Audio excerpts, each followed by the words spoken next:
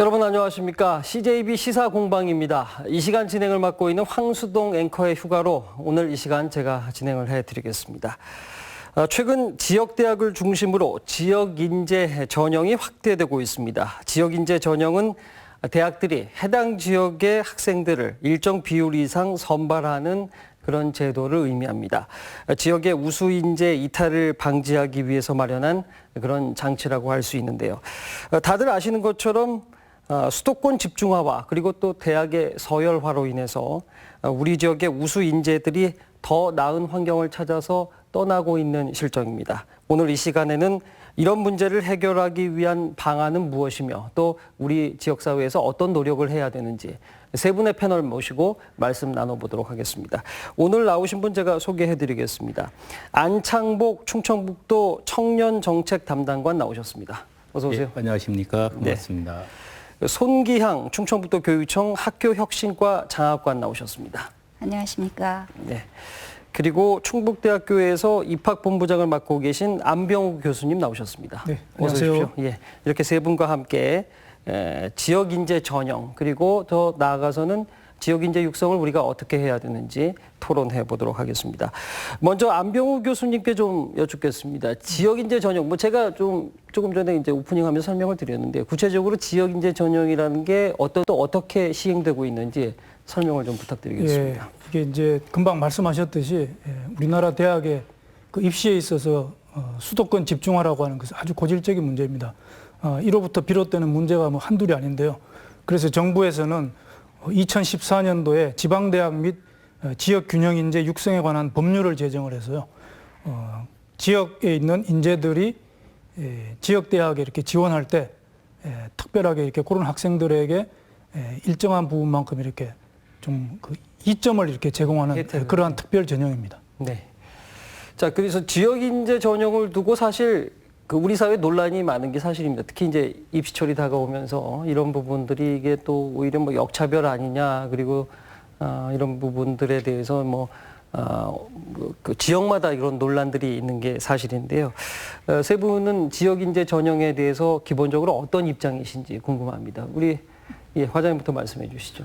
예, 인재가 그 지역의 가장 큰 그 발전의 요소입니다. 따라서 그 지역 발전을 시키는 원동력 확보라는 그런 차원에서 이 제도는 어떤 최소한의 제도라고 생각이 됩니다. 그래서 향후에도 지속적으로 유지가 되고 또 확대가 되어야 될 그럴 제도로다가 알고 있습니다. 네, 반드시 시행이 돼야 되고 그리고 또 향후에도 확대돼야 된다는 말씀이고요. 예, 우리 손 장학관님은 어떤 입장이세요? 네, 충북대학교가 지역 인재 모집 인원을 현재 좀 증가를 많이 시켰습니다. 그렇죠? 그래서 토목공학과에 6명, 간호학과에 12명 이렇게 증가를 시켜서 지역사회에서 대학의 책무성을 감당하시고 지역인재 선발을 위해서 노력하고 계시는데요. 그런데 저희 이제 학과의 모집 단위를 보면 학과에서 보통 한 3명 정도씩 선발하고 있습니다. 그러니까 모집 단위가 적다 보면 학생들이 지원하는데 굉장히 큰 부담을 느끼고 있는 실정입니다. 그래서 교수님 이 모집 단위를 좀 더 확대할 수 있는지 그런 걸 좀 요청드리고 싶습니다. 네, 뭐 이런 것은 이제 다 제도라는 게 장단점이 있기 때문에 대학에서도 나름대로 이제 정부의 어떤 그런 방침을 따르면서 대학의 생각을 안 할 수가 없는데요. 이것이 이제 장단점이 있기 때문에 그런 것은 세밀한 검토가 필요한 겁니다. 그러나 이제 중요한 것은 어떻게 하면 지역 인재를 효율적으로 육성할 수 있냐 그런 방향으로 이러한 그 입시 전형의 제도가 차츰 변화가 되리라고 봅니다. 예. 현재 지금 우리 손 장학관님께서도 뭐 특별히 요청을 드리셨고 그리고 또 이제 설명을 해주셨습니다. 일정 학과에서는 좀 많이 확대를 한 것 같은데, 근데 충북대학교에서는 지역인재 전형 구체적으로 어떻게 시행을 하고 있는지 궁금합니다. 예, 이제 아까 말씀드렸듯이 2014년도부터 이제 이 법률이 제정되어 가지고 2015학년도부터 이제 이것을 적용을 하고 있습니다. 그래서 이것을 이제 처음 시작할 때는 총 105명 정도 이렇게 모집을 했습니다. 이것은 이제 전체 입학 정원 대비 한 3.5% 정도 되는 그런 수치인데 이것을 이제 점차적으로 확대를 해서 올해 2021학년도에는 276명입니다. 이것은 약 9.2% 정도 이렇게 해당되고요. 내년이 되면 311명으로 늘어나게 되고 이것은 이제 10%가 넘는 그러한 수치입니다. 그래서 이제 우리가 보면 의예과 같은 경우에는 이 법률에 따라서 정원의 30% 이상을 지역인재 전형으로 이렇게 모집하고 있습니다. 그래서 전체적으로 보면 한 평균 10% 정도 이렇게 운영을 하고 있다 이렇게 보시면 됩니다. 예. 지금 이제 뭐 여러 가지 그 전형에 대해서도 말씀해 주셨는데 특히 이제 의예과 이게 지금 최근 들어서 이제 의과대 정원 때문에 이슈가 많이 돼서요. 그래서 의예과 같은 경우는 지역 인재 전형으로 30% 정도 확보하고 있다고 하는데 그런데 이제 이 지역이라는 범위, 지역 인재 범위에 대해서 또 논란이 있습니다. 잘 아시는 것처럼 이제 충북대학교 의대 같은 경우는 이제 충청권 지역으로 확대하기 때문에 인근 대전, 그다음에 충남, 세종에서도 이제 그 지원을 할 수 있는 걸로 알고 있는데 이런 부분에 대해서는 어떤 입장이십니까? 이게 이제 법을 처음 시행할 때 2년간은 이제 충북권으로 지역이 이렇게 설정되었다가 2017학년도부터 충청권으로 이렇게 확대가 되었죠. 예. 그렇게 해서 이제 충북뿐만 아니라 인근 충남, 세종, 대전까지 이렇게 다 포괄하는 범위로 이렇게 확대가 되었는데 이것은 이제 기본적으로 이 국립대학은요 한국대학교육협의회에서 이렇게 마련한 대학 입학 전형 기본 사항이라고 있습니다. 이제 그런 것을 이렇게 따라야 되는데 바로 이제 여기 기본 사항에서 이러한 지역 범위를 넓혔기 때문에 저희들이 이제 따르고 있는 것이고요. 네. 충북 지역 학생들에게 뭐 이득이 줄어든다. 이것은 뭐 어느 정도 사실일 수가 있죠. 그러나 이건 다른 지역도 마찬가지이기 때문에 전체적으로 보면 이제 꼭 그렇게 볼 문제는 아니다. 이렇게 볼 수가 있는데 이제 실제로 이 충북대학교의 이 전형을 통해서 들어온 그 경쟁률을 보면은요. 이제 처음에 2015학년도에는 한 6.3대 1 정도 이렇게 되었다가 그 다음 해에는 8대 1 정도 이렇게 되었고 2017학년도에 와서는 10.4대 1까지 이렇게 경쟁률이 올라가게 된 것입니다. 이렇게 경쟁률이 올라간다는 것은 충청권 전체로 이 범위를 확대했기 때문에 그렇게 볼 수도 있고 또 학생들이 이 전형에 대해서 보다 많은 정보를 얻으면서 많이 지원한 그런 그 이유도 이렇게 생각을 해볼 수가 있는데 그렇기 때문에 이것의 어떤 뭐 이렇게 충청 지역의 어떤 이익이 줄었다라고 하는 그런 시각은 반드시 이렇게 맞는 것 같지는 않고요. 실제로 이제 충북대학교에서 이 전형으로 들어온 학생들을 이렇게 쭉 따져보면 충북 지역 비율이 사실 월등하게 이렇게 높습니다. 예. 예, 이 부분에 대해서는 교육청에서 어떤 입장이세요? 저는 이 지역인재 전형은 전국을 충청권, 호남권, 대구, 경북, 울산권, 강원권, 제주권 이렇게 분할해야 하고 있습니다. 그러니까 우리가 타 지역에 문을 닫으면 타 지역도 우리 지역에게 문을 닫는 그러니까 서울 경기를 제외한 모든 지역에 있기 때문에 역차별이라거나 혹은 손해를 본다 이거보다는요 충북대학교 의대의 정원에 너무 작다라는 생각이 듭니다. 충북대학교 의대 정원이 50명이고요. 지역 인재로 16명 즉 32%를 선발하고 있습니다. 우리 주변에 있는 충남의 경우 충남대, 순천향대, 건양대 3개의 의대가 있고요. 전체 정원이 261명입니다. 그중에서 85명을 지역 인재로 선발하고 있습니다. 그러니까 이렇게 인재를 선발할 수 있는 모집 단위가 적음으로 경쟁력이 올라가는 것이지요. 그래서 이 지역 인재 전형을 따지기보다는 의대의 경우는 모집 단위가 적다. 근데 교수님 왜 이렇게 의대 모집 정원이 적은 거죠? 글쎄요, 이게 이제 뭐 장단점이 있으니까 이제 학교에서 그렇게 정한 거라고 보는데요. 실제로 이제 학생들이 복수 지원을 할 수가 있습니다. 그래서 지역 인재 전형에서 30%를 뽑지만 나머지 이제 70% 전형에도 복수로 지원할 수 있기 때문에 이제 그런 것을 뭐 적절하게 활용을 하면 큰 문제가 되지 않을까, 안 되지 않을까 이렇게 생각을 하고요. 지역 인재 전형에는 뭐 반드시 이제 의대 정원 문제가 나올 거라고 했는데 의대 정원 문제는 사실 저희가 이제 별개로 몇 차례 토론을 했고 그리고 향후 이제 우리 사회가 좀 충북 지역 사회가 풀어야 될 숙제이기 때문에 그 부분은 좀 별도로 좀 논의를 하기로 하겠고요.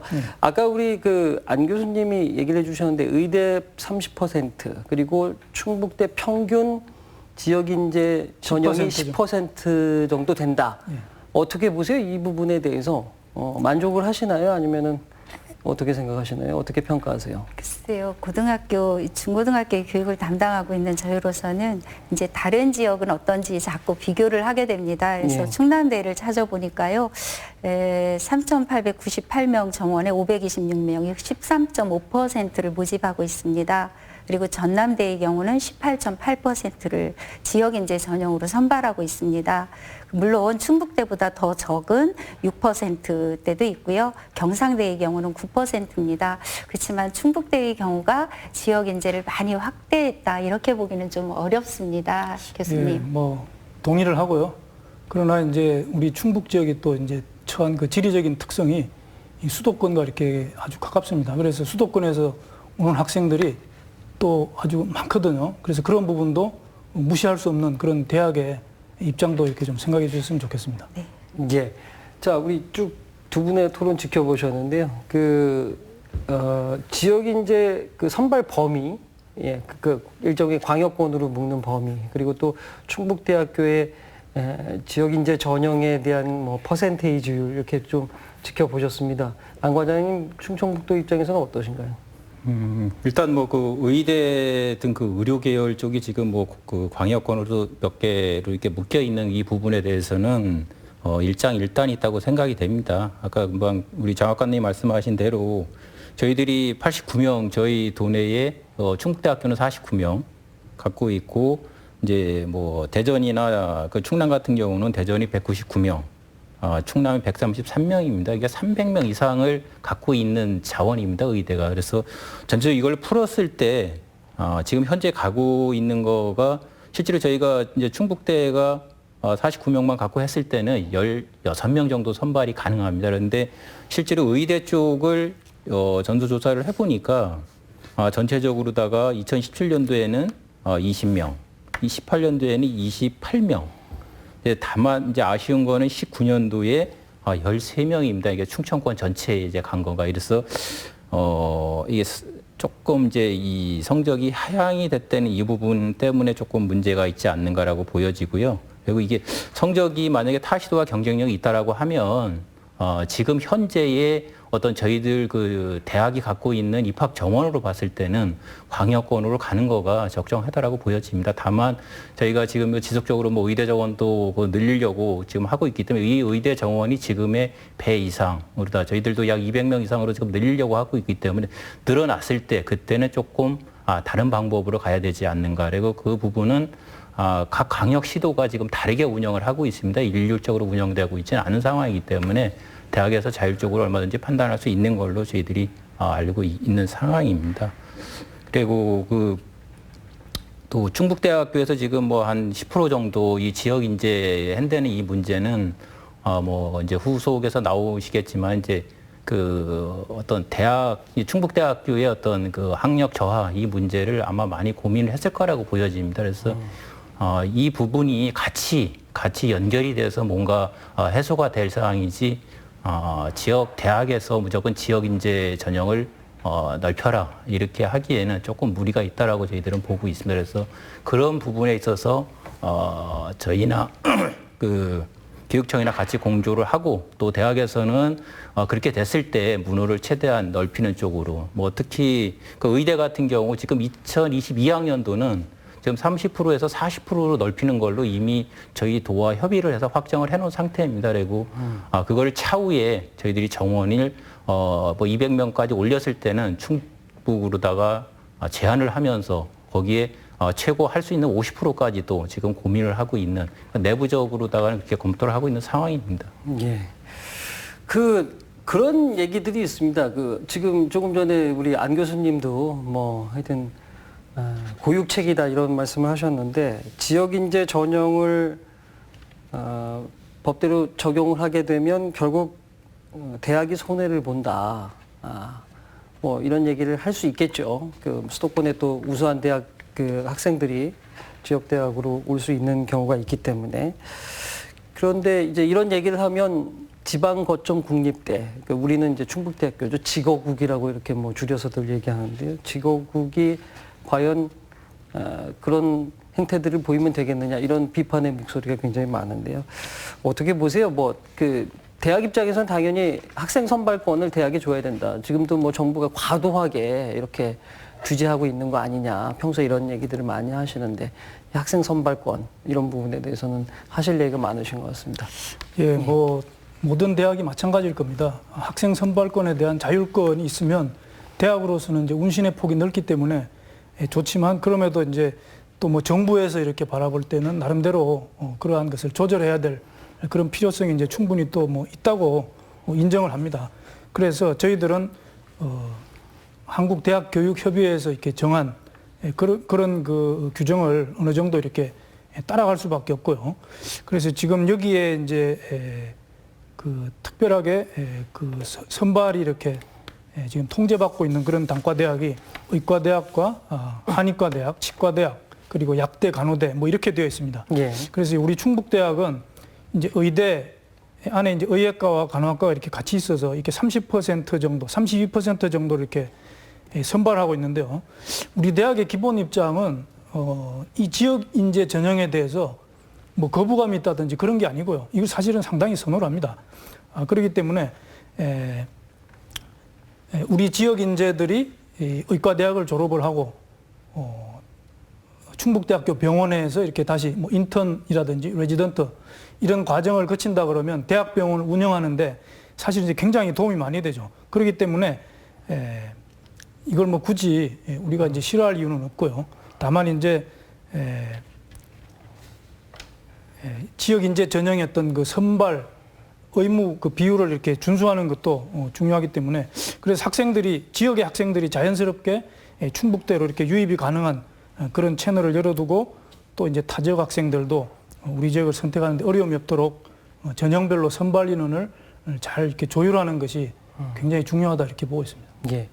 그 혹여 이제 제가 뭐 그런 우려 때문에 말씀을 드리는 건데 혹시 이제 지역 인재 전형을 선발하다 보면 아무래도 아까 말씀드린 것처럼 대학이 손해를 본다. 그러니까 타 지역의 뭐 수도권이나 우수한 학생들이 올 기회를 오히려 박탈하기 때문에 역차별 논란도 있는 거고 대학이 손해다. 뭐 대학의 학생들의 기본적인 학력이 좀 떨어진다. 뭐 이런 우려 때문에 그런 건가요? 아니면 다른 이유가 있는 건가요? 어떻습니까? 예, 그 지역 인재 전형의 그 기본 취지는 사회자님 이제 말씀하셨듯이 인재 유출을 이렇게 막는 겁니다. 지역의 인재 유출을.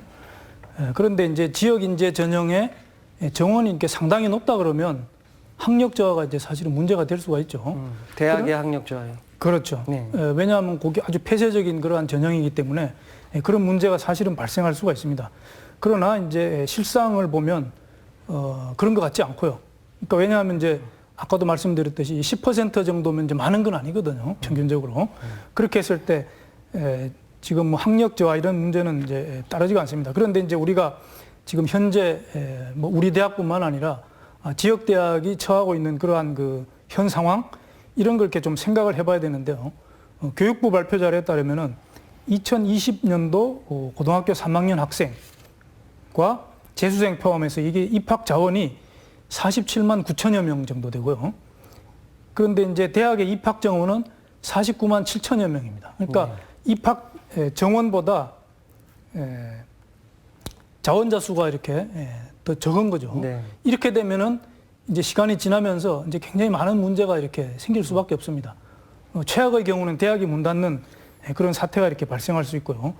이제 이런 것들이 이제 전국적으로 한 문제가 되고 있고, 이 지역 대학이 특히 더 이제 어려움을 겪는 이유는 바로 이제 대학의 그런 그 서열화 이런 것 때문인데요. 그래서 지역 인재 전형이라고 하는 것은 이게 잘 활용하면 그런 문제를 극복할 수 있는 또 하나의 방안도 될 수 있다. 뭐 그렇게 생각도 됩니다. 그리고 참고로 이제 우리 충북대학 같은 경우에는 수도권에서 이렇게 가깝습니다. 그래서 그런 학생들을 많이 유치할 수 있는 그런 유리한 조건도 있기 때문에 이 양자를 잘 조율하는 것이 이제 충북대학교가 현명하게 정책을 펼쳐나갈 수 있는 길이 아닌가 이렇게 생각을 합니다. 예. 그 대학의 생존의 갈림길에서 어쩔 수 없이 선택을 해서 잘 활용하면 충북대학교가 성장할 수 있는 것이고 또 그렇다고 또 지역 전형을 무턱대고만 늘릴 수 없는 그런 여러 가지 고충이 있는 것 같습니다. 안 과장님 어떻게 보세요? 이런 부분들 대해서 그 지역 거점 국립대 고충에 대해서는 도에서는 어떻게 보시는지요? 예, 뭐 이런 거를 뭐 어떻게 보면은 이게 뭐 동전의 양면이랄까요. 한쪽으로 올리게 되면 한쪽이 떨어지고 이런 상황이기 때문에 그 부분을 우리 본부장님께서 말씀하신 대로다가 잘 조화롭게 가야 된다라고 생각을 합니다. 예.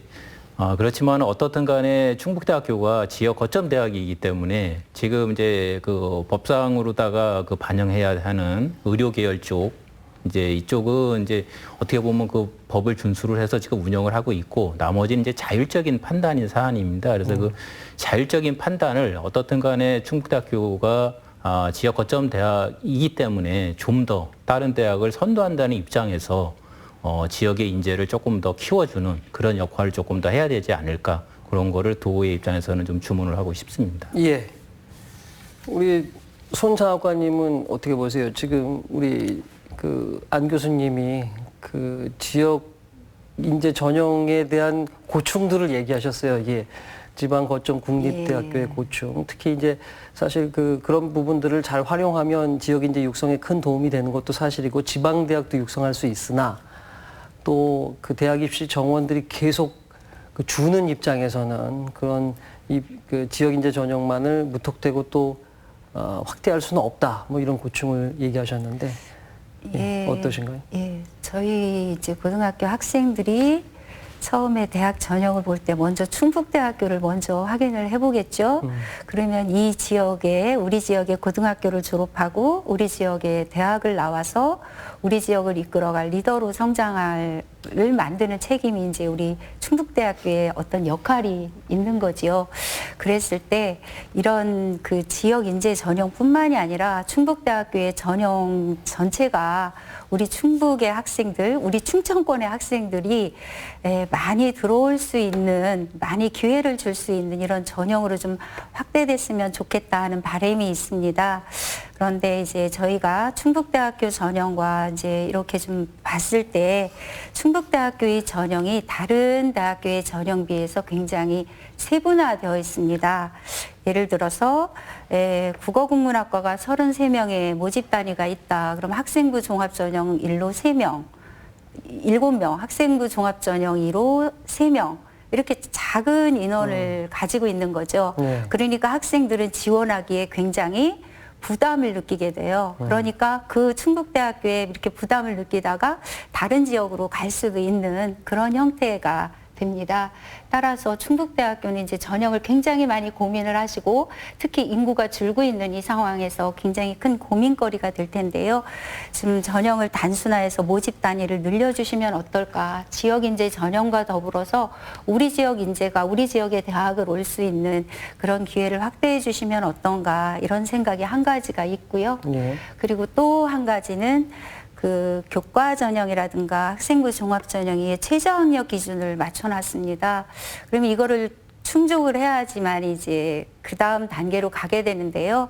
충북대학교를 비롯해서 많은 대학교들이 현재 이 최저 학력 기준을 충족하지 못하는 학생들이 많아지고 있어요. 결론은 그러면 이 최저 학력 기준을 충족하지 못한 학생들은 정시로 이월하게 되고 여러 번의 충원 과정을 거쳐서 합격하게 되죠. 그러면 결론은 우수 학생보다는 좀 더 아무래도 그 우수 학생을 선발하는데 어려움을 겪게 됩니다. 따라서 수시에서 많은 학생들이 선발할 수 있는 그 문을 열어놓으시는 것을 한번 함께 고민해 주셨으면 좋겠다 이런 말씀을 드립니다. 예, 뭐 충분히 동의하고요. 이제 그런 저희들도 사실은 생각이 똑같습니다. 교수님들 이제 주변에 이렇게 물어보면 그 지역의 학생들이 많이 오면 좋지 않냐 이제 그런 것이 이제 전반적인 그런 정서예요. 그래서 그런 것들은 지금 말씀하신 대로 이제 전형이 너무 세분화되어 가지고 학생들이 이제 주저하게 된다. 그러한 부분들은 저희들이 이제 충분히 한번 검토를 해서 조정해 볼 필요가 있다고 생각이 되고요. 이 최저 학력 기준이 이제 너무 높다. 뭐 그런 말씀이시잖아요. 이런 것들은 이제 뭐 조금 민감한 문제이긴 하지만 이것도 이제 충분히 공감대를 형성을 해서 한번 검토는 해볼 수 있다고 생각합니다. 네, 감사합니다. 고맙습니다. 네. 더 뭐 하실 얘기 있으신가요? 저희 교육청에게 참 많은 기회를 주셔서 감사드리는데요. 네. 이렇게 농어촌 전형도 사실은 한 명씩 선발을 해요. 그러면 농어촌에 우수한 학생은 농어촌으로 이렇게 지원을 하기보다는 일반 전형으로 지원을 하죠. 그러니까 이거는 어떤 실력에 의해서기보다 나보다 조금 한 명이 앞서면은 이제 탈락이 되는 그런 경우가 되는 거죠. 그래서 모집 단위를 좀 확대를 아주 간곡히 부탁을 드립니다. 예. 네. 예. 그거와 맞물려서 제가 좀 그 뭐 세 분께 특히 이제 두 분께 좀 질문을 드릴 텐데요. 그 얼마 전에 이제 뭐 그 대학 입시 부정과 관련해서 그 불미스러운 일로 이제 그 지금 수시가 계속적으로 확대되고 있는 상태에서 정시 확대 정책이 얘기가 나왔습니다. 뭐 논란이 아직까지 지속이 되는 거고요. 이제 뭐 수능이 이제 80일도 채 안 남은 걸로 알고 있는데 이런 부분에서 지금 장학관님은 그 충북대학교를 지방 거점 공립대로서 수시 전형을 좀 더 확대하고 그다음에 최저 기준을 좀 낮추고 뭐 이런 부분에 좀 그 다양한 전형 형태를 좀 단순화시켜서 지방에 있는 인재들을 조금 더 흡수해 달라 이렇게 했는데 이런 부분들은 전반적인 그 수시 비중 축소하고 조금 상충되는 거 아닌가 이런 우려가 있는데 어떻게 보세요? 장관님 먼저 말씀해 주시죠. 네, 맞습니다. 지금 2025학년도에 고교학점제를 도입하고 그리고 학생들의 수업은 학생들이 역량을 키우는 그런 수업으로 바꾸고 있습니다. 바뀌고 있는 가운데 정시가 확대되어서 사실은 저희 교육청도 진학정책을 수립하는 데 어려움이 있고 학교의 학생들, 부모님들도 어려움을 겪고 있습니다. 그렇지만 또 정해진 사실이고요. 그 여건 안에서 학생들이 그 학생부 종합전형은 학생의 교육활동 전반을 평가하는 그런 정성적인 평가를 하는 기능입니다. 네. 그래서 그런 교육활동을 활발히 하면서 또 일부 학생들은 그 자신의 자기주도적인 그 학습을 통해서 정시 대비를 하는 그 두 차원, 두 틀의 그런 전략으로 접근하고 있습니다. 예. 그 충북대학교 입장은 어떠신가요? 그러니까 이제 이게 수시 전형이 이제 도입된 지 벌써 한 10년 정도 이렇게 넘은 걸로 알고 있는데 지금 이제 그 동안에 이제 이러한 입시 전형의 그 변화 이런 것이 이제 대대적으로 있어 왔고 거기에 맞추어서 이제 뭐 입학사정관을 제도를 이렇게 정착을 하면서 그 대학에서도 나름대로 많은 준비를 했는데 또 다시 이제 뭐 정시의 어떤 이런 정원이 늘어난다든지 해버리면 사실은 대학은 이제 조금 그런 것들이 난감한 부분이 될 수가 있거든요.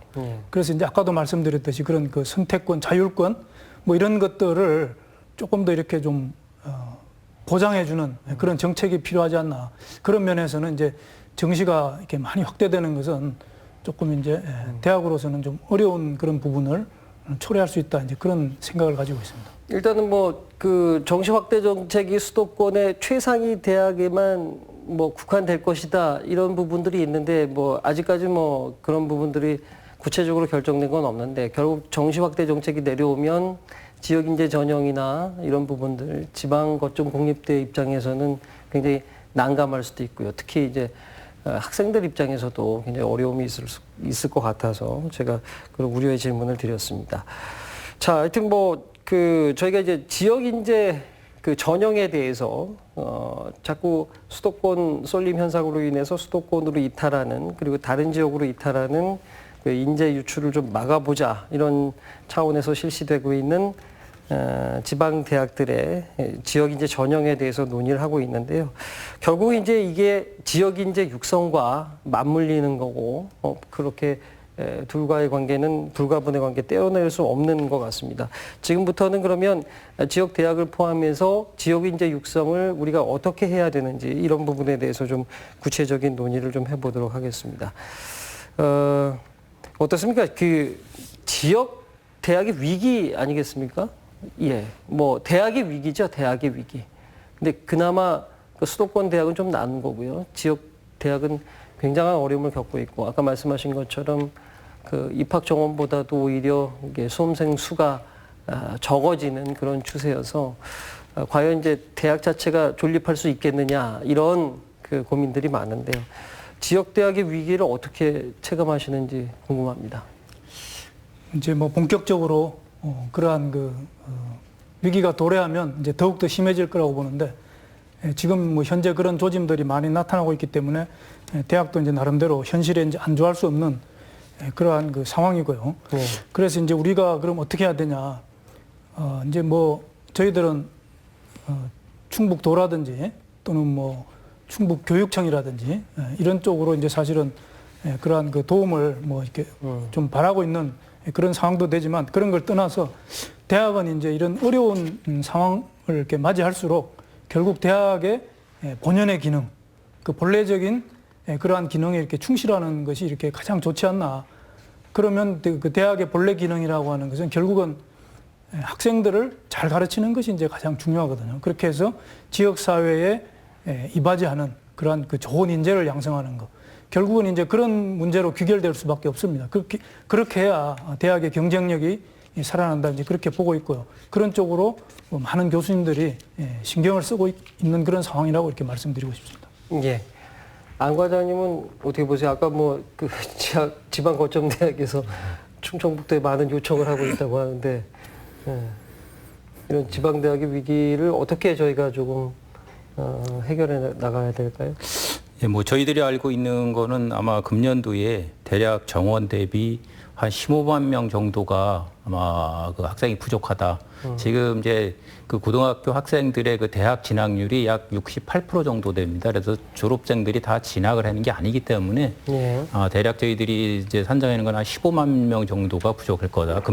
금년도 입학할 때가 한 5만 명 정도 썼습니다. 그러니까 3배 정도가 지금 늘어나는 거기 때문에 아마 2000년도 그 전년도보다 내년도는 훨씬 더 많은 아마 지역 대학들이 고생을 할 거라, 고전을 면치 못할 거라 이렇게 생각을 하고 있습니다. 그래서 뭐 속설에 의하면 뭐 대학이 벚꽃 개화 시기에 맞춰서 이게 망한다 이런 뭐 속설이 있습니다. 그래서 이 선이 지금 아마 금년 마지노선이 지금 충북으로까지 올라오지 않을까 그럴 염려를 지금 하고 있습니다. 지금 뭐 금년 2020학년도 입시까지는 이게 뭐 전북 고선까지를 갔는데 아마 올해 아마 충청권까지 올라오지 않을까 그렇게 잠정 저희들이 보고 있고요. 그래서 어떻든 간에 뭐 대학이 금방 본부장님께서 말씀하신 대로 지역과 함께하는 대학으로다가 거듭날 때 비로소 어떻게 보면 생존을 할 수 있지 않는가. 그 이제 대표적인 사례가 금년도 저희들이 그 교육부 공모사업에 그 바이오 쪽에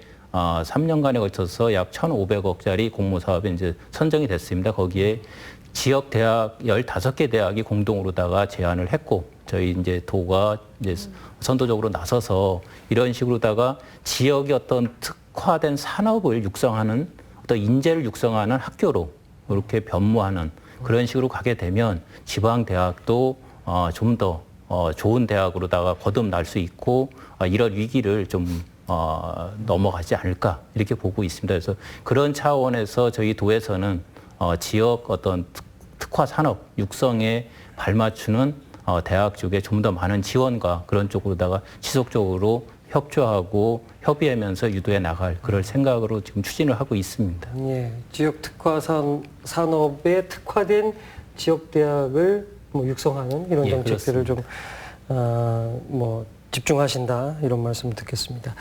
예, 우리 손장학관님도 그 지역대학 위기 결국 뭐 그 교육청에서도 손 놓을 수는 없는 상황이고요. 어떻게 보시는지 또 어떤 방안들이 있는지 좀 궁금합니다. 네, 좀 전에 교수님 말씀하신 대로 결국은 교육의 본질로 돌아가서 학생들을 더 잘 교육시켜야 된다 이런 말씀하셨는데요. 어려울 때일수록 이제 본질로 돌아가서 그 본질을 생각해 보는 것은 중요하다고 생각합니다. 저는 이제 교육계에 있으니까 사범대학의 교육과정에 대해서 한번 말씀을 드려보고 싶습니다. 그래서 이 학생들이 줄음에 따라 학과 개편이라든가 교육과정이라든가 제도 개선이라든가 이런 게 필수적으로 따라올 텐데요. 그 중에서 이제 사범대학에서 좀 저희가 요구하는 필요로 하는 상황을 좀 말씀을 드려보면 2015 개정교육과정이 도입됐고 고교 학점제가 전면 도입되기 위해서 이제 많은 노력들을 하고 있습니다. 그러면 현재 고등학교 학생들이 주어진 시간표대로 하는 것이 아니라 자기가 진로와 진학을 위해서 필요한 과목을 선택하게 되고 그 과목을 수강하게 됩니다. 결론은 선생님들이 예전에는 한 과목만 또는 두 과목만 가르쳤던 선생님들이 지금 학교를 나가보면 세 과목 또는 네 과목 아주 여러 과목의 이렇게 과목을 담당하고 있습니다. 따라서 사범대학교에는 이러한 다 과목을 전공하는 복수 전공 제도의 제도 개선뿐만이 아니라 이를 위한 지원이 굉장히 현실적으로 요구되고 있습니다. 그러니까 한 선생님들이 세 과목, 네 과목에 이렇게 전공을 할 수 있는 그런 길을 열어주셔야 되고요. 또 한 가지는 이 선생님들의 지금으로 말하면 교생 실습이라고 하죠. 그래서 이게 주 단위로 이루어지고 있는데요. 저는 선생님들의 실습 기간이 이 학기 단위로 좀 더 길게 편성이 돼야 된다. 이런 말씀을 좀 드리고 싶습니다. 그래서 지금 현재 많은 사범대학에서 노력을 하고 계시지만 사범대학에서 임용 보시기 전까지 붙기 위한 노력과 학교에서 또다시 학생들을 가르치기 위해서는 또 다른 학교의 이제 노력이 필요합니다. 그렇지만 실습 기간을 한 학기 단위로 좀 길게 하면 학교에 와서 그 수업을 어떻게 하는지, 평가 문항은 어떻게 내는지, 학생 상담은 어떻게 하는지, 학급 운영은 어떻게 하는지 이렇게 현장 밀착적인 현장에서 배우는 이런 과정들이 좀 길게 할 필요가 있다.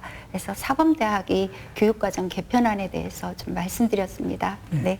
예. 지방의 위기 그리고 지역대학의 위기가 현실이지만 결국 그것을 해결할 수 있는 것은 본질을 찾는 거다. 교육의 본질, 대학의 본질, 그리고 또 교육청 입장에서는 이제 사범대학의 예를 들어서 그런 부분에 대해서 좀 강조를 해 주신 것 같고요.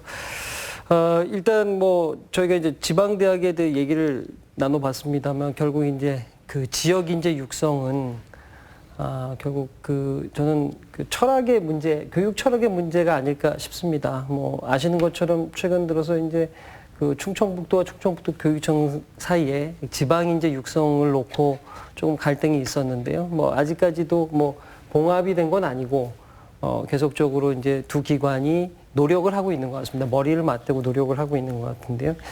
그래서 이제 명문고, 소위 말하는 이제 명문고 육성을 놓고 그 갈등을 빚어왔습니다. 이 부분이 어떻게 진행되고 있는 건가, 그리고 또 지역인재 육성을 위해서는 어떤 노력을 해야 되는지 이런 부분들 논의를 해보도록 하겠습니다. 명문고 육성이 어떻게 진행이 되고 있죠? 안 과장님 먼저 말씀해 주시죠. 예. 일단 작년도에 저희들이 이 명문고 육성에 관해서 방법을 이제 서너 가지를 갖고 진행을 했습니다. 그래서 세 가지를 갖고 진행을 했습니다. 이제 첫 번째가 자사고 설립, 이제 두 번째가 저희 지역에 유입되고 있는 혁신도시나 오송 쪽에 들어오는 연구원들의 자제분들의 주소가 여기는 아니지만 여기 학교를 들어올 수 있는 특례 제도 시행령 개정. 그다음에 세 번째가 이제 지역 교육 경쟁력 강화 사업이라 해서 이제 고등학교 이제 일부를 저희들이 지원을 하는 그 세 가지 사업을 진행을 해봤습니다. 그래서 첫 번째와 두 번째는 정부 정책에 의해서 정부가 더 이상 자사고 쪽의 어떤 특목고를 설립을 하지 않고 2025년도에는 일괄 다 해지를 하겠다라고 정부 정책에 발표를 해서 또 시행령도 개정이 됐고, 그로 인해 갖고 그 두 부분은 더 이상 진행을 할 수 있는 방법이 현 정부 하에서는 정책상 할 수가 없습니다. 그래서 결국 이제 세 번째, 그렇다면은 현재 있는 학교에 일부 그러면은 저희들이 좀 지원을 해서 수월성 교육을 조금이라도 좀 하게 되면 조금 더 나아지지 않을까, 그런 측면에서 이제 접근했던 사안인데, 이 부분도 이제 여러 가지 그런 잘 아다시피 보도된 내용과 같이 그런 이제 교육청하고의 어떤 잘 또 협조가 안 됐고, 이제 지역 학교에서도 좀 부담감을 느껴서 이 부분을 이제 신청을 안 하는 바람에 무산이 된 사안입니다. 그래서 현재 저희 도 입장에서는 금방 이제 우리 충북대 본부장님께서도 말씀하셨듯이 지역 인재 전형제를 했을 때 학력 저하 문제, 이 부분이 상당히 문제가 될 거라고 보여집니다. 그래서 좀 이제 보편적 교육과 수월성 교육이 좀 같이 하는 이런 부분을 조금 해낸 것이 지역 인재 전형제에 지원할 수 있는 인력을 좀 더 확보할 수 있고, 또 지역 대학의 학력도 저하되지 않을까, 그렇게 생각을 하고 있습니다. 현재 저희들이 잠정적으로 알고 있는 사항은 이제 충북대학교에서 그 지역 전형을 할 때 일정 그 컷오프제가 운영이 되고 있습니다. 그러니까 예를 들어서 의대 같은 경우에는 3개 그 학과목의 그 수능 그 합산 그 등급이 4등급이 넘어가야지만 들어갈 수가 있습니다. 무조건 지역 내가 이 지역에서 고등학교를 나왔다고 해서 들어갈 수 있는 게 아니라 일정 자격 요건, 그러니까 지역이라는 자격 요건 이외에 그 학력이라는 자격 요건이 추가가 됐을 때에 들어갈 수 있는 상황으로 다 지금 돼 있습니다. 이제 그 부분은 충분히 저도 이해를 하는 거가 예를 들어서 이제 의학과 같은 경우에 들어와서 수학을 학업을 하려면 어느 정도의 어떤 역량이 있어야 되지 않는가 이런 차원에서 아마 그 부분을 컷오프제를 운영하지 않을까라고 저희들 쪽에서는 생각을 하고 있습니다. 그래서 그런 측면에서라도 좀 더 학생들이 좀 그런 이제 뭐 수능에서 좋은 점수를 받기 위한 그런 노력을 할 수 있게끔 지원을 해야 되지 않을까. 그래서 뭐 지금까지 교육청에서 많은 노력을 하셨고 또 어떻든 간에 이제 철학 자체가 보편적 교육을 가고 있기 때문에 도에서는 그렇다면 일부 좀 수월성 교육을 할 수 있는 정책을 좀 지원하는 게 바람직하지 않는가. 이제 그런 차원에서 지속적으로 교육청하고 또 지역사회하고 협의를 해서 좀 더 고민을 해보는 그런 식으로 지금 추진할 계획입니다. 알겠습니다. 일단 도에서 생각하는 명문고, 이른바 자사고 형태의 고등학교 설립은 현실적으로 불가하니 이건 접은 상태고, 그리고 그렇지만 우리 지역 인재 육성을 위해서 다른 형태로 지원을 고민을 하고 있다. 그리고 보편적 교육보다는 아무래도 수월성 교육을 함께 가는 것이 마땅하다. 예, 이렇게 주장을 하시는 거고요. 예, 이 부분에 대해서는 교육청 입장에서 어떠신가요? 네. 저희가 우선 학력 저하를 염려하셨는데요. 네. 일반고에서 수월성 교육이라는 표현은 좀 그렇고요. 이제 시대가 달라진 거죠. 오늘 많은 얘기 중에 인구가 감소했고 대학 정원 학생 모집에 어려움을 겪는다. 이만큼 이제 학령 인구가 없어지는 상황이에요. 그럼 이 상황에서 그런 그 수월성 교육은 어떤 형태로 경쟁 교육인 거죠.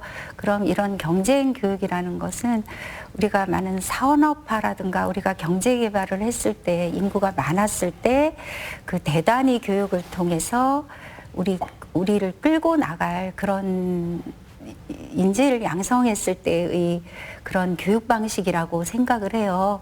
지금은 이제 인구가 줄고 있고 한 명 한 명이 굉장히 소중한 한 명 한 명이 부가가치를 창출하는 그런 시대가 된 거죠. 그러니까 북유럽에 가봤을 때 한 명 한 명이 소중하기 때문에 한 사람 한 사람이 개별화 교육이 중요하다 이런 말씀들을 하셨습니다. 그래서 충북에서 미래 인재 육성 모델에서 8가지 모델을 이제 내놨습니다.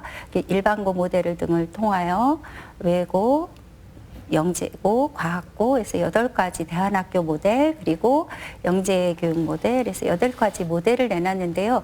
그러니까 학생들이 어느 고등학교에 가더라도 자신이 가지고 있는 꿈이나 역량이나 이런 것들을 나타낼 수 있도록 학생 한 명 한 명을 소중하게 키우겠다. 그래서 이 사회의 리더로 만들고 민주시민 역량을 가지는 그런 시민으로 만들겠다. 이런 거죠. 그래서 일반고에서 그 수월성 교육을 할 수 없다라는 거는 아니고요. 수월성 교육이라기보다는 모든 학생이 중요한 교육을 하겠다. 이런 표현인 거죠. 그리고 이것이 우리의 교육 정책과 부합된다라고 생각합니다. 고교학점제가 도입되고 그러면서 자사고라든가 특목고를 폐지하고 일반고를 함께 하는 이유는 한 명도 소외되지 않는 동반 성장을 하는 교육을 하겠다 이런 의미고요. 그랬을 때는 이것이 인구가 감소하는 시대에 우리의 학생들을 어떻게 키워야 하느냐 그 철학이 기반이 된 그런 형태라고 봅니다. 예.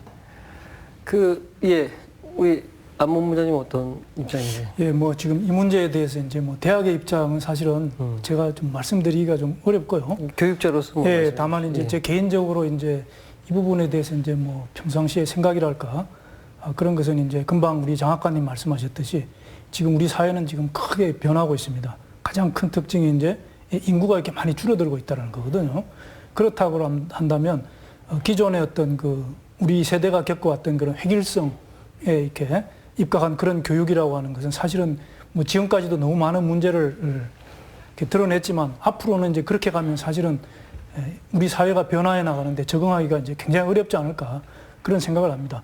그랬을 때 사람은 이제 다 개인별이 다 다르거든요. 그러니까 그 개인별로 다 다른 그러한 그 개성을 다 인정을 하고 그 특성에 맞게 그 적절한 교육을 해주는 것이 이제 가장 중요하지 않나 그런 생각을 합니다. 그래서 이게 배우려고 하는 것보다는 사실은 이렇게 그걸 좋아해야 되고 좋아하는 것보다는 이제 즐길 줄 알아야 된다. 그런 말이 이제 고전에도 나오잖아요. 네. 그랬을 때 모두가 이렇게 즐기면서 할 수 있는 그러한 그 공부, 이걸 어떻게 하면 할 수 있냐. 결국은 이제 개인의 창의성을 잘 살려주는 거라고 이제 보거든요. 그러려면 이제 그 고교 교육의 어떤 그런 그 교육 과정이라고 하는 것이 지금보다도 훨씬 더 세분화되고 다양화되고 또 거기에 맞는 많은 그 교원들이 이렇게 양성이 되고 하는 그런 거가 필요하고 그런 것이 결국은 다 이렇게 행정적으로 뒷받침이 돼야 되고 항상 또 이렇게 행정하는 분들, 교육하는 분들이 서로 자주 머리를 맞대고 협의를 하고 하는 그런 것이 아주 그 정착이 돼야 될 그런 문제라고 봅니다. 이게 단시일에 쉽게 되지는 않을 거라고 저는 보고 있습니다.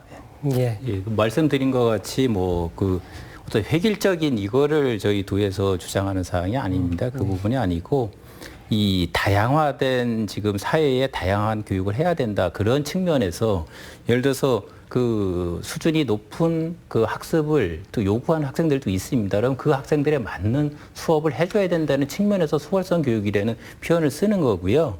그래서 이제 이번에 이제 정부에서도 고교 그 학점제 도입을 했던 그 취지 자체가 어떻게 보면 자기한테 맞는 이 그 어떤 수준이 있는 그 학교를 찾아가서 이거를 들어라. 이제 이런 취지에서 만든 걸로 저희들이 알고 있습니다. 그런 차원에서 저희들이 좀 더 나는 지금 이 어떻게 보면 학교에서 하는 일반적인 그 수준의 교육을 받았을 때 내가 내 역량을 발휘할 수 없다라고 판단된 그런 학생들에 대해서 좀 더 그 학생들에 맞는 수업을 조금 해보자. 그런 학교에 조금 지원을 해보자. 그런 측면에서 저희들이 접근한 사안인 거지 이거를 어떤 지금같이 다양화된 사회에 획일화된 이미 60, 70년대 그 교육을 하겠다 그런 측면이 아닌 사항이라는 거를 재산 말씀드리고요. 저희들이 제안했던 모든 사안이 이렇게 놓고 보면은 그거를 학교에서 교장 선생님께서 학교 모든 그 과정을 본인들이 짜게끔 저희들이 제시한 게 아니라 본인들이 짜서 원하는 거를 저희들은 전폭적으로 지지하겠다는 측면에서 제시했던 사안입니다. 그래서 이런 부분은 저희 도민들이 좀 오해가 없었으면 좋겠습니다. 지금 저희들이 어떤 구시대적인 그런 어떤 학습 방법을 갖고 하는 게 아니라 어떻게 보면은 현재 학생들 욕구에 맞는 거를 맞춰서 가는데 혹시 교육청에서 조금 부족한 부분에 있어서 저희들이 조금 더 지원을 해주겠다 그런 측면에서 접근을 했다라고 보시면 될 것 같습니다. 더불어 한 말씀 드리면은 교육청에서도 이 학교 경쟁력 그 사업으로다가 연간 약 한 30억 정도를 투입을 하고 있습니다. 그래서 그 부분에 조금 더 어떻게 보면은 그 학교에서 진짜 요거는 조금 더 하고 싶은데 어떤 뭐 예산 그 쓰는 거에 제한이라든가 또 예산 부족으로 인해서 못한다는 거 이런 거에 대해서 저희들이 지원을 하면 그나마 지역 인재가 조금 더 낮아지지 않을까. 자사고나 그 특례 입학 제도를 할 수 없는 그 뭐 현 상황에서는 할 수 있는 도에서 할 수 있는 어떻게 보면 최소한의 그 방안을 한번 제시를 했던 거라고 이해를 해주시면 될 것 같습니다. 예. 그 도의 입장은 뭐 수월성 교육이라고 해서 학습 능력이 뛰어난 학생들을 뭐 획일적으로 이렇게 해서 뭐 명문고 육성하듯이 이렇게 찍어내는 교육이 아니라 학교의 학생들의 선택권을 좀 학부모의 선택권을 좀 다양해 주자 이런 입장이다 이런 취지였다 이렇게 말씀하시는 것 같은데요. 어떻게 보세요? 우리 과장님의 예. 말씀을 들으니까 도에 담당하시는 분과 더 자주 만나야 되겠다. 그리고 서로의 사실은 지향점이 같은 그런 우리 지역의 인재를 육성해보자. 그런데 우리 인재를 육성할 때 우리 한 명 한 명 소중한 이런 인재와 그리고 또 그 한 명 한 명을 좀 더 잘 육성해보자 이런 의도로 말씀하신 것 같습니다. 그래서 같은 방향을 보고 늘 이렇게 함께 하는 것에 대해서 감사를 드립니다. 예. 우리 손 장학관님께 한 가지 질문만 더 드릴게요. 이 관련해서 사실 최근 들어서 이제 단재고 관련해서 네. 저희도 보도를 했습니다만 일단은 뭐 교육부 중앙투자심의에서 그 반려인가요? 한번 다시 한번 재고려 제가 표현을 정확하게 못 쓰겠는데 네. 일종의 반려죠. 이제 단재 고등학교의 필요성과 교육 과정에 대해서는 교육부가 인정을 하고 수용을 한 상태이고요. 예. 다만 단재 고등학교의 위치와 현재 3학급을 모집한다라는 그 규모에 대해서는 이렇게 다시 서로 재논의를 해보자 이런 상태인 거죠. 예. 이제 반려라기보다는 일부 수용이 됐고 일부 좀 더 이제 시각차를 조정을 좁힐 필요가 있다. 조정을 해야 된다는 거죠. 3학급이 안 된다는 이유는 뭡니까? 학급 수가 너무 작다는 얘기인가요? 학급 수가 좀 크다는 크다는 얘기죠. 얘기인가요? 단재고등학교는 대안형 공립고등학교입니다. 그러니까 대안고등학교를 이제 실제의 제도권 안에 교육으로 들여와 보자 이런 의도에서 시작했기 때문에 이게 일반 고등학교처럼 넓은 범위보다 좀 더 작은 규모의 학생들이 실제 그 안에서 자신의 개별화된 지금도 우리 과장님 말씀하신 것처럼 이 수월성 교육이라는 표현을 과장님은 하셨지만 한 명 한 명이 소중한 교육이다라는 저는 표현을 이렇게 하면 그 한 명 한 명에게 맞는 교육을 해보자. 그러면 예를 들어 그러면 일반고도 있는데 꼭 단재고가 필요하냐 이렇게 말씀하실 수도 있는데요. 우리 지금 간디학교라든가 여러 공립이 아닌 대안학교가 있습니다. 그러니까 네. 그 학생에 따라서는 이 제도권상의 교육이 좀 불편하거나 좀 유예할 필요가 있는 유예라는 표현보다는 좀 덜 많은 학생들이 있는 거죠. 이게 많은 이제 개별화되고 다양한 교육 사회에서 그런 학생들에게 그 학생 한 명 한 명에 맞는 개별화 교육 과정을 맞도록 도입을 해보자. 이런 것들이 대안형 공립고등학교인 단재고의 설립 취지이고요. 그런 교육 과정과 그 교육이 필요성에 대해서는 교육부도 함께 이 부분에 대해서는 인정을 한 수용을 한 그런 상태입니다. 예, 알겠습니다. 자, 오늘 저희가 1시간 동안 시간이 굉장히 짧은 느낌을 받았습니다. 지역 인재 전형을 비롯해서 지역 인재 육성을 어떻게 해야 될 것인지 그 세 분의 전문가 모시고 논의를 했는데요. 끝으로 오늘 논의하면서 부족했던 점 그리고 꼭 이 말씀을 좀 전하고 가야겠다. 좋습니다. 지역 인재 전형도 좋고 지역 인재 육성도 좋고 한 말씀씩 듣고 이 시간 마무리하도록 하겠습니다. 우리 안 교수님부터 해주시죠. 네, 딱히 이제 더 이렇게 그렇게 드리고 싶은 말씀이라기보다도 네. 오늘 이제 충청북도 도청 우리 그 지역 인재 양성에 이렇게 관심이 많고 전문가이신 우리 과장님 그리고 교육청에 또 이렇게 또 다른 전문가이신 우리 장학관님 이런 분들 모시고 사실은 이제 이러한 그 지역 인재의 양성 문제에 대해서 이렇게 많이 고민하는 그런 모습을 같이 이렇게 대화를 나누면서 저도 이렇게 많이 배웠고요. 앞으로도 이런 자리를 통해서 각자 각 기관에서 고민하고 있는 문제를 어떻게 풀고 조율할 것인지 그런 것을 이제 지속적으로 해야 될 그런 문제가 이렇게 남았다고 보고요. 저는 이제 대학에서 학생들을 선발하는 그런 위치에 있는 사람으로서 학생들을 이렇게 공정하게 그렇게 잘 선발하는 그래서 우수한 인재로 잘 양성하는 그러한 이제 과제가 이렇게 막중하다고 생각을 하고 저희 대학 모든 구성원들과 이렇게 노력을 하겠습니다. 그리고 이제 지역 사회의 거점 국립대가 어떠한 역할을 하는 것이 좀 더 기여를 많이 할 것인지 이런 것들도 저희 대학 총장님과 많이 상의를 해서 이렇게 해야 될 것 같고요. 그래서 이제 앞으로도 이러한 필요한 일이 있으면 이 도청 그리고 교육청과 함께 자주 이런 그 기회를 가졌으면 하는 그런 바람입니다. 그래서 예. 좋은 자리에 초대해 주셔서 감사드립니다. 예, 자주 모시겠습니다. 예. 손장학과님 좀 짧게 부탁드리겠습니다. 네, 예. 저도 대학과 도와 또 교육청이 이런 인재에 대한 얘기를 하고 서로의 의견을 좁힌 것에 대해서 이 자리에 굉장히 감사를 드리고 있습니다. 고맙습니다. 예.